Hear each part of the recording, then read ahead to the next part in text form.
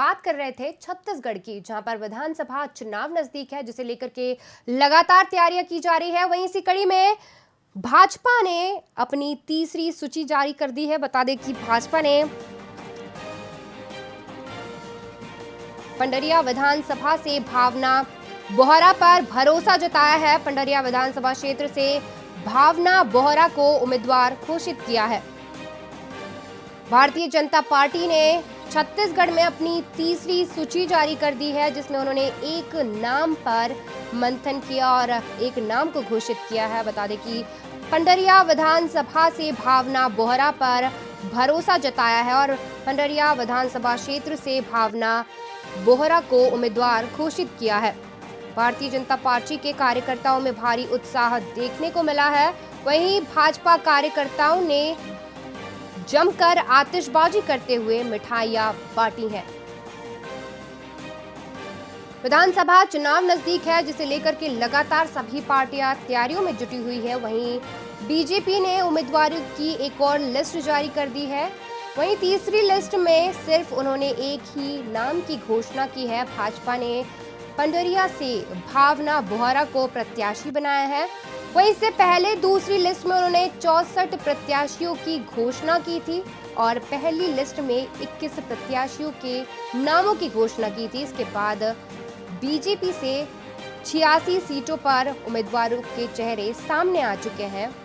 वहीं इस दौरान उन्हें 44 नए चेहरों को मौका भी दिया है।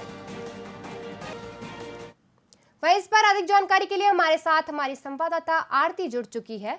आरती, विधानसभा चुनाव नजदीक है, वहीं भाजपा ने अपनी तीसरी लिस्ट में एक व्यक्ति पर एक भरोसा जताया है। पंडरिया विधानसभा क्षेत्र से भावना बोहरा पर उन्होंने भरोसा जताया है और उन्हें उम्मीदवार घोषित किया है। क्या कुछ कहना है इस पर आपका?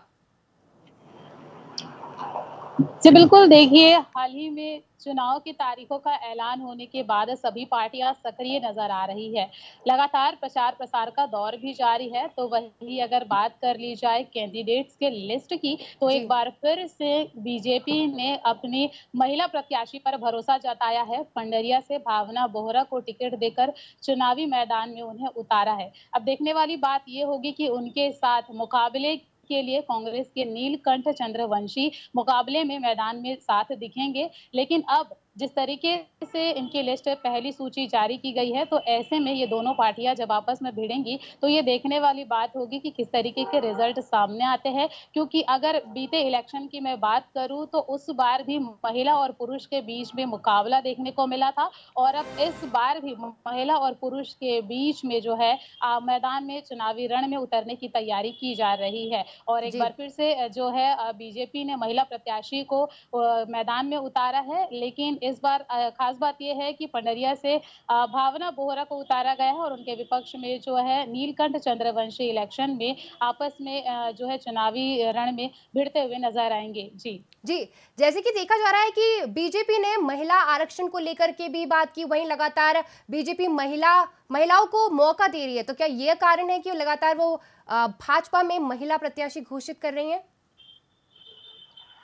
जी बिल्कुल, हाल ही में कांग्रेस की लिस्ट आई थी पहली सूची, जिसमें उन्होंने 4 महिला प्रत्याशियों को मौका दिया है जी, और इस बार फिर से बीजेपी की अगर मैं बात करूं तो 14 महिलाओं को जो है उन्होंने प्रत्याशी के रूप में खड़ा किया था। और इसके बाद एक बार फिर से जो है अभी एक और लिस्ट आई है, तीसरी लिस्ट, जिसपे भावना बोहरा पर भरोसा जताया गया है। कुल मिला के अब भाजपा से 15 महिला प्रत्याशी जो है सामने आई है। और हाल ही में एक लिस्ट अभी और वायरल हो रही है बेलतरा से, जिसमें एक महिला से फिर से हर्षिता पांडे को टिकट देने की बात की जा रही है, जो कि अभी जी, फेक मानी जा रही है। जी, लेकिन आने वाले समय में ये देखने वाली बात होगी कि अभी तो फिलहाल कांग्रेस ने 4 महिलाओं की लिस्ट जारी की है और बीजेपी ने 15 महिलाओं को जो है मैदानों में उतारा है। आने वाले समय में निर्णय के बाद ये देखने वाली बात होगी कि किस तरीके के परिणाम सामने आते हैं, क्योंकि दोनों ही पार्टियां जो है लगातार एड़ी चोटी का जोर लगा रही है और लगातार वार पलटवार का दौर भी जारी है। लेकिन लिस्ट में भी काफी ज्यादा मंथन किया जा रहा है। अभी कांग्रेस की दूसरी लिस्ट भी आने वाली है। अब देखने वाली बात ये होगी कि किस तरीके के रिजल्ट सामने आएंगे जी। और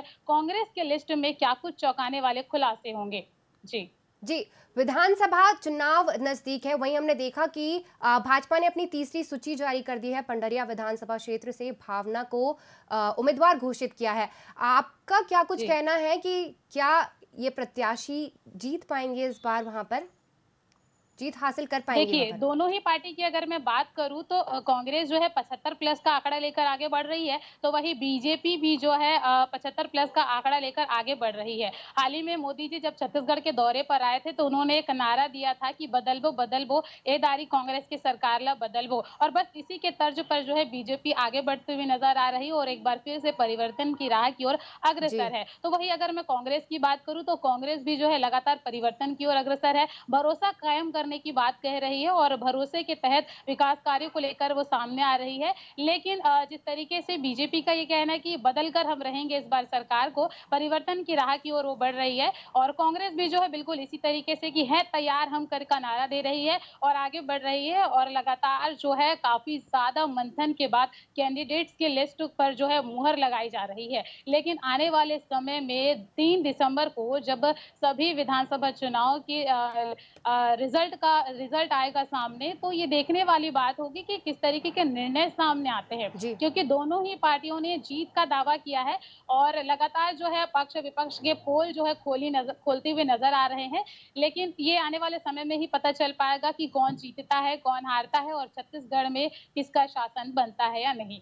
जी। जी, पंडरिया विधानसभा से भावना को प्रत्याशी घोषित किया है। किस प्रकार से भाजपाई वहां पर उम्मीदवार की घोषणा के बाद जो खुशी मना रहे हैं, क्या कुछ देखने को मिल रहा है वहां पर? जी, बिल्कुल देखिए, जब भी किसी कैंडिडेट्स की लिस्ट जारी होती है और उनको इस बात की जानकारी मिलती है कि हमें प्रत्याशी के रूप में यहाँ मैदान में उतारा गया है चुनाव में, तो एक अलग ही खुशी का माहौल देखा जाता है। जी और जैसे इस बात की सूचना पंडरिया से भावना बोहरा को मिली, तो उनके चारों तरफ जो है खुशी का माहौल छा गया है, मिठाइयाँ बाँटी जा रही है, फूल मालाओं से उनका स्वागत किया जा रहा है। गाजे-बाजे के साथ जो है उनके इलाके में एक अलग ही माहौल देखा जा रहा है। वैसे ही जब भी पता चलता है कि प्रत्याशी के रूप में उनको मैदान में उतारा गया है, तो खुशी का माहौल चारों तरफ देखा जाता है। क्षेत्र के लोग भी जो है काफ़ी ज़्यादा सराहना करते हैं, उनकी प्रशंसा करते हैं। लेकिन ऐसे में सबसे बड़ी बात ये है कि आखिरकार इस तरीके से खुशियाँ मनाने के बाद किस तरीके से जो है रिज़ल्ट सामने आते हैं, क्योंकि कहीं न कहीं जो प्रचार-प्रसार का दौर तो जारी ही है, लेकिन जी आने वाले समय में क्या कुछ लोगों के ऊपर वो भरोसा जता पाते हैं। और आम जनता का आशीर्वाद इलेक्शन में खड़े हुए हर एक व्यक्ति के लिए बेहद ज़रूरी होता है।